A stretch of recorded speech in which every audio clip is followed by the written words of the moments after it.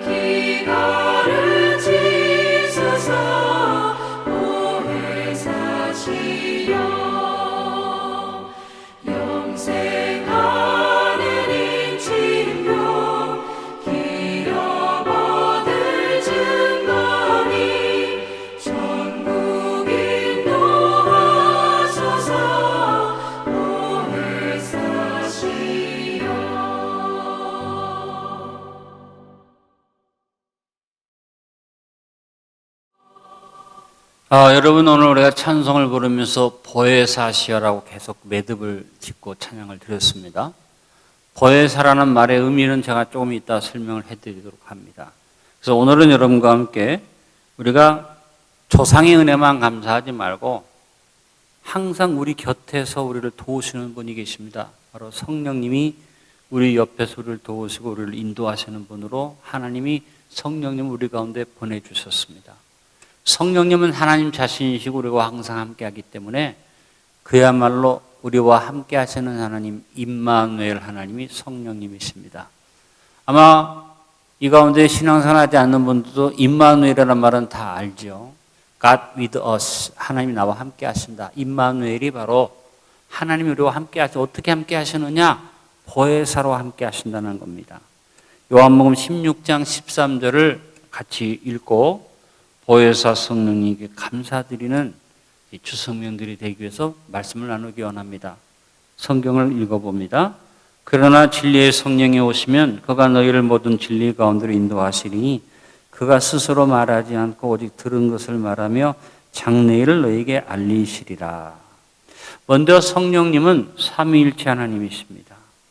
여러분, 하나님은 우리가 이해할 수 없는 무한한 분이고 우리의 생각을 넘어선 분인데, 그와 같은 하나님을 우리가 신비한 분으로 봅니다. 여러분, 신비주의자가 돼서는 안 되죠. 모든 것을 신비로 보고 모든 것을 다 신비롭게만 해석하려면 잘못되기 쉽습니다. 그러나 신비는 우리가 인정해야지 됩니다. 우리가 알 수 없는 비밀이 신비예요. 하나님은 신비적인 존재이시기 때문에 내가 완벽하게 이해할 수 있는 분은 아니지만 늘 말씀드립니다만 그 하나님 믿으면 체험으로 하나님이 그런 분인가 하는 걸 깨달아가게 됩니다. 삼위일체라는 말이 참 어려운 말입니다. 이 삼위일체를 정확하게 설명할 수 있는 이 세상에 어떤 것도 유추할 수가 없습니다. 잘못 유추하면 이단이 됩니다. 그러나 제가 지금 비유로 드리는 내용이 완벽한 내용은 아니고 잘못 이걸 적용하면 이단이 될 수 있는 그런 내용입니다만, 여러분 아주 쉽게 이해하기 위해서 제가 가장 이해하기 쉬운 예를 들어서 말씀을 드리고자 합니다. 태양이 있는데 태양의 본체가 있죠. 근데 태양의 본체에서 가장 중요한 두 가지가 나옵니다. 빛이 나오고 에너지, 열이 나옵니다. 자, 우리가 완벽한 설명을 드렸지만 하나님 자신은 본체이시고, 아까도 예수님이 본체이시지만 육신을 입고 오셨다는 것처럼 예수님 이 세상에 빛으로 오셨습니다. 그리고 빛으로 오신 예수님 우리를 빛 가운데 인도하기 위해서 십자가에서 못 박혀 죽으시고 우리 죄를 사하시고 우리를 구원하셨는데, 예수님이 승천하시면서 우리에게 에너지 되시는 성령님을 보내셨다. 이렇게 유추해 볼 수 있지만 제가 지금 말씀드린 이 내용은 절대로 완벽한 것은 아닙니다. 그러나 우리가 한번 사물을 놓고 생각해 볼 때 삼위일체가 뭘까? 그렇게 이해할 수 있다는 것입니다. 더 쉽게 얘기하면 우리가 과일을 먹잖아요. 과일을. 근데 과일을 먹는데 과일 자체에 우리가 이 과일을 먹기 위해서는 껍질을 깎아내죠. 그다음에 과일에 과육이 있잖아요. 그다음에 과육 안에 씨가 있습니다. 그래서 과일이지만 사과지만 이 세 가지가 다 합해져야만 사과죠. 그러나 껍질만 가지고도 사과라고 말하고, 사과의 육질만 가지고도 사과라고 말하고, 사과 씨만 가지고도 사과라고 말할 수 있죠. 삼위일체는 이와 같이 유추해 볼 수 있지만 절대로 완벽한 해석은 아닙니다. 괜히 오해하지 않길 바랍니다. 또 하나 우리가 유추해서 말할 수 있다면 물이 여기 있습니다. 물. 이게 물이죠. 이 물이 그냥 화학 기호로 표시하면 H2O입니다. 이 물이 얼면 얼음이 됩니다. 이 물이 열을 받아서 기체가 되면 수증기로 올라갑니다. 같은 물인데 어떤 형태로 수증기로 형태를 보일 수도 있고 액체의 물로 보일 수도 있고 딱딱한 얼음 덩어리도 될 수 있습니다. 그래서 얼음도 물이고 이런 물도 물이고 수증기도 결국 물이죠. H2O는 똑같다. 나타나는 형태만 다를 뿐이다. 이거 잘못 적용하면 제가 이단에 속할 수 있겠죠. 그러나 약간 여러분에게 이런 비유를 들어 말하면 어렴풋이 여러분이 삼위일체라는 것이 그렇게 하는 것이구나. 그런데 하나님이 삼위일체에 대한 믿음은요, 이제 그때부터 삼위일체 하나님의 역사를 체험할 수 있다는 사실을 기억하시고, 여러분이 하나님께서 우리를 위해서 많은 천지를 창조하시고 계획하시고 우리를 실제적으로 구원하기 위해서 우리와 똑같은 형체를 가지고 똑같은 심성을 가지고 똑같은 생명을 가지고 육신을 입고 오셔서 우리와 똑같은 죄를 감당하시고 우리를 위해서 죽으신 예수님이 이제 부활 승천하신 다음에 우리에게 뭘 보내셨느냐? 성령님을 보내셨다. 그래서 이 시대는 성령님이 우리와 함께 일하시는 시대다. 하나님이 우리와 함께 하신다는 겁니다. 우리가 생각하는 조상은 우리를 낳고 우리에게 많은 걸 준 조상이지만 우리와 함께하는 조상이 아니죠. 과거 속에 있는 분들이지만 지금 우리의 삶의 현장에서 현존하고 우리와 함께 동행하시는 성령님이 있기 때문에 우리는 성령님의 은혜를 늘 사모해야만 합니다. 그래서 하나님은 유일한 분이지만 절대적으로 한 분이시지만 질적으로는 불가분적 본체가 돼서 나타나는 형태로 성부 하나님, 성자 하나님, 성령 하나님으로, 그래서 신비롭게 삼위일체는 완벽한 이해를 할 수 없는 삼위일체 하나님을 우리가 인정하고 나가야 하는데, 제가 설명드린 내용들을 통해서 어렴풋이 알 수 있지만 여러분이 삼위일체 하나님이심을 믿고 기도하면 삼위일체 하나님의 은혜를 체험하게 되어질 줄로 믿습니다. 그래서 삼위일체 삼위를 성령 하나님이라고 부르는데, 하나님과 본체하고 동일하지만 사역의 입장에서, 일하시는 입장에서는 좀 다르게 구별이 될 수 있다. 성령님은 하나님의 영입니다. 성부 하나님과 성자 하나님으로도 나오셨고 하나님과 동등된 분, 우리가 이해할 수 없는, 그래서 삼위일체 하나님. 그래서 요한복음 4장 24절에 하나님의 영이시니 예배하는 자가 영과 진리로 예배할지니라. 하나님을 영으로 표현, 하나님은 성령 하나님이시기 때문에 우리가 신령과 진정으로 예배드려야 한다는 겁니다. 성령 하나님의 역사의 특징은 항상 삼위일체 하나님의 사역의 종결과 완성이라는 데 있습니다. 자, 성부의 계획과 성자의 뜻에 따라 모든 구성 및 일반 사역을 피조물에게 직접 적용하는 역할을 수행하는 분이 하나님 성령님이시다.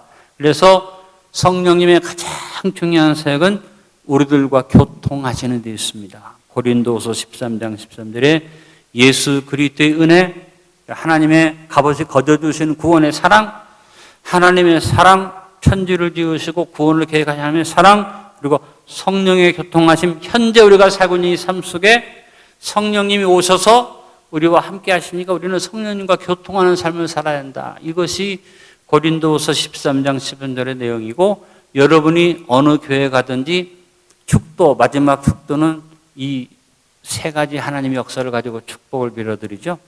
우리 예수 그리스도의 무한하신 은혜와 아버지 하나님의 극진하신 사랑과 성령님의 교통, 성령 충만케 하심이 온 무리에게 있을지어다. 이것이 축도의 내용이죠. 그래서 삼위 하나님이 함께 일하시는데 현재 우리와 함께 동행하면서 일하시는 분은 성령님이시다. 그러니까 여러분, 추석 명절에 모여서 조상께 감사하는 것도 좋은 일이고, 우리가 이렇게 조상의 은혜를 생각하는 것도 좋은 일이지만 그건 과거의 은혜들에 지나지 않죠. 오늘 현재 우리와 함께 하시는 성령님에 대해서 감사드리고 성령 하나님과 교통해야만 합니다. 계속 우리가 찬송 부른 것처럼 성령님은 보혜사라. 성령님을 성령, 하나님의 영, 그리스도의 영, 주 영으로 부르는데 가장 적절한 성령님의 명칭은 보혜사입니다. 예수님은 자신의 사역을 정리하시면서 제자들에게 보혜사 성령님을 보낼 것을 약속하셨고, 그것을 위해서 하나님께 기도하겠다고 말씀하셨습니다. 요한복음 14장 16절에 내가 아버지께 구하겠으니 그가 또 다른 보혜사를 너희에게 주사 영원토록 너희와 함께 있게 하리니. 자, 보혜사라는 말은 파라클레토스라는 말로서 교태라는 의미를 지닌 전치사 파라와 부른다는 의미를 지닌 동사 칼레오가 합성된 단어로 곁으로 불러서 함께 있게 하는 분이라는 말로 법정 용어로는 변호사를 말하며 대언자, 협조자, 위로자라는 폭넓은 의미를 가진 단어가 보혜사입니다. 그래서 예수님이 우리 곁에 육신을 입고 오신 것 자체가 하늘 보좌에 계셨던 하나님이 우리 곁에 오신 보혜사로 오셨어요. 근데 예수님이 오늘 읽은 말씀에 보니까 다른 보혜사를 보낸다고 그랬습니다.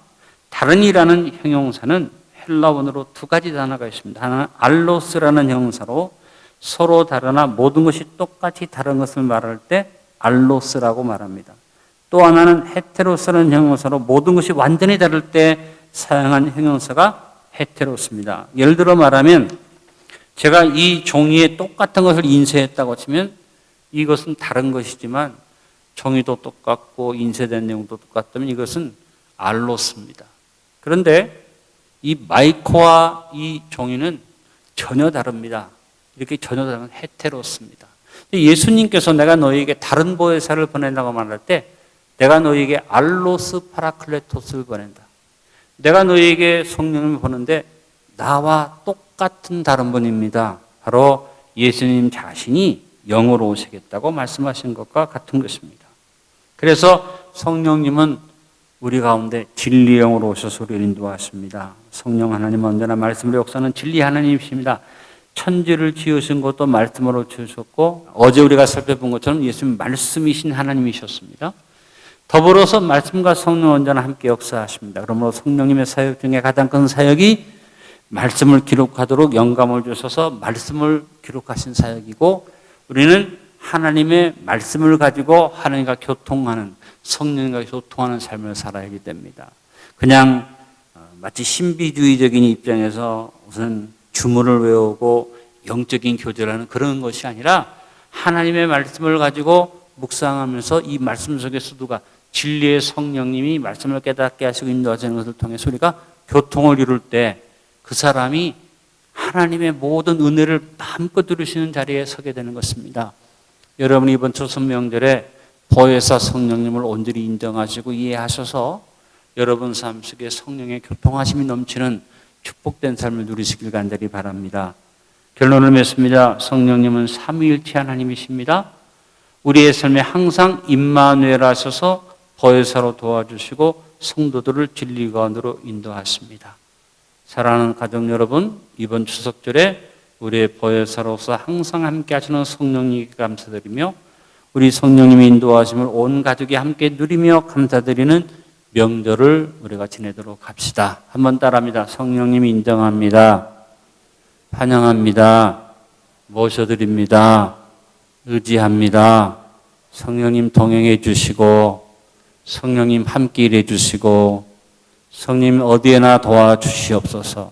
끊임없이 성령님을 인정하고 환영하고 모셔드리는 이 축복을 놓치지 않는 여러분 될 수 있기를 바랍니다. 아버지 하나님, 오늘 우리가 명절 이제 연휴를 지내면서 이제 성령 하나님이 어떤 분인가를 깨닫게 하셔서 감사합니다. 우리 가족들이 이제 홀로 있는 것이 아니라 하나님이 나와 함께하는 사람이 되었다는 이 자부심을 가지고 내 삶의 현장에 내 곁에 오셔서 나를 도우시는 보혜사 성령님을 알고 이 성령을 인정하고 환영하고 모셔드리는 복된 삶을 누리는 우리 모든 가족이 되게 도와주옵소서. 성령님의 인도하심이 우리 모두에게 늘 함께 하시며 성령님의 능력으로 우리가 모든 것을 이루어 가시도록 인도하시고 축복해 주시옵소서.